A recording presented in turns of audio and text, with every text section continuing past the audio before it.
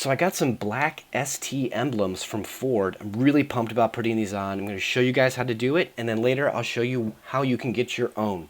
So check out my other video if you want to do the black oval. Got a video on that. See the link above. But for today, we're going to swap these red STs. So this is actually going to be a Ford part. I'm really pumped because it's not just some cheap aftermarket thing or a decal or a sticker. So first thing we got to do is use the hair dryer and some fishing wire, just rubbing alcohol, get that all off there, get it cleaned up. There's nothing special about this up front. It's actually took me less than 2 minutes. It's really sticky, that double-sided foam tape. Just press it down gently. You don't really need to hammer it down.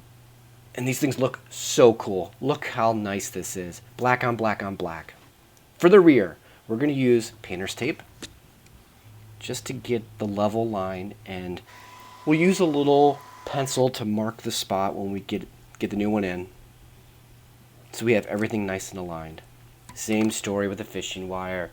The rear is a lot more tacky, so I had to use Goo Gone.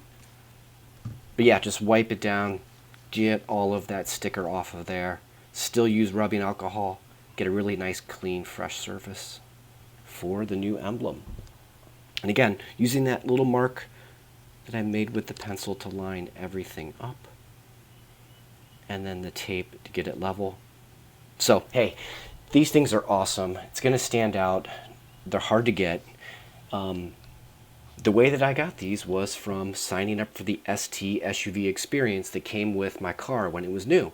So Ford puts this on in Asheville and Park City. Be sure to go check that out and sign up, and if you go do it, they will be giving you these along with a bunch of other really cool stuff. So hey, thanks so much. I really appreciate all the subs and likes. I'll catch you on the next one. Stay tuned.